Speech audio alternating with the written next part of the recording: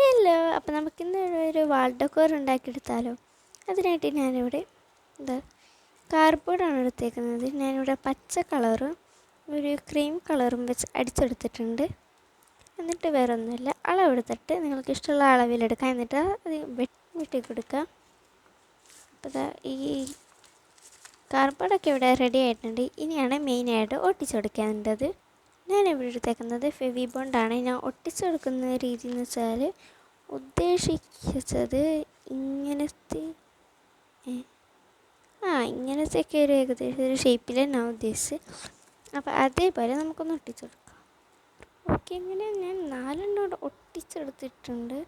ഇനി ബാക്കി കുറച്ച് അധികം കൂടി ഉണ്ട്. ഇനി അതും കൂടി നമുക്ക് ഇതേപോലെ നേരായിട്ട് ഒട്ടിച്ചെടുക്കാം. ഞാൻ ആദ്യം കുറച്ച് ഒട്ടിച്ചിട്ട് എന്നിട്ടാണ് ബാക്കിയുള്ള കുറച്ച് സംഭവം കൂടി ഒട്ടിച്ചെടുക്കണേ. അല്ലെങ്കിൽ ഇതേപോലെ ഇങ്ങനെ അടർന്ന് വീണ് പോകും. അങ്ങനെ സാധനങ്ങളിവിടെ സെറ്റായിട്ടുണ്ട്. ഇനി ഇതൊക്കെ ഒന്ന് ഒട്ടണം. കണ്ടിട്ട് ഒന്ന് ഒട്ടിച്ചത് മാറിപ്പോയതിൻ്റെ കോലം കാണേ. എന്നാലും എന്തോ എവിടെ ചെറിയൊരു തകരാറ്. ഈ 3 എന്തോ പറ്റിയിട്ടുണ്ട്. അത് ശരിയാക്കിയില്ലെങ്കിൽ വാൾ ഡെക്കോർ കാണാനൊരു ഭംഗി ഉണ്ടാവില്ല. ഓക്കെ, നമ്മളിപ്പോൾ തന്നെ ശരിയാക്കാം. അതാ ഇപ്പം ശരിയായി. വേറെ ഒന്നുമല്ല, ഒന്ന് ചിരിഞ്ഞതാണ്. ഓക്കെ, സെറ്റായിട്ടുണ്ട്. ഇനി നമുക്ക് പശം കൂടി ഒന്ന് ഒട്ടിച്ചെടുക്കാം. ഒട്ടിച്ചെടുക്കേണ്ട ആവശ്യം വന്നില്ല.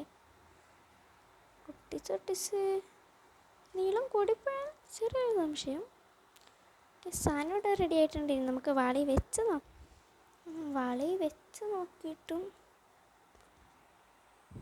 ഭംഗിയില്ലെന്ന് തോന്നിയപ്പോൾ നമുക്ക് വേറെ എന്തെങ്കിലും ഒരു ഐഡിയ ചെയ്താലോ. അതാ ഇപ്പം എങ്ങനെ ഉണ്ട്? ഈ ഹുക്കും കൂടി വെച്ചപ്പോൾ കുറച്ചും കൂടി ഉപകാരമുണ്ട്. എന്തായാലും കുറച്ച് നീളം കൂടി പോയപ്പോൾ കുറച്ച് ഞാൻ കട്ട് ചെയ്തോളൂ. ഇനി നമുക്ക് വാളി വെച്ച് നോക്കാം. ഓക്കെ, ഇപ്പോൾ സംഭവം ഇവിടെ സെറ്റായിട്ടുണ്ട്. നമുക്ക് ഒന്ന് ഒട്ടിച്ച് കൊടുക്കാം. ഫെവി ബോണ്ട് കൊണ്ട് തന്നെയാണ് നമ്മൾ എല്ലാം ഒട്ടിച്ച് കൊടുത്തത്. ഓക്കെ, സംഭവം ഇവിടെ റെഡി ആയിട്ടുണ്ട്. ഒട്ടിച്ച് കൊടുത്തു കഴിഞ്ഞാൽ അത് കഴിഞ്ഞ് ഒട്ടുന്നില്ലടാ. ഒട്ടിയിട്ട് തിരിച്ച് മുന്നേ. അപ്പോൾ നമുക്ക് രണ്ടാമത്തെയും നടുക്കും കൂടി ഒട്ടിച്ച് കൊടുക്കാം.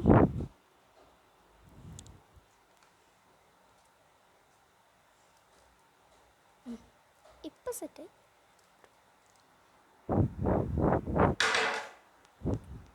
സാധനം സിമ്പിളാണ്.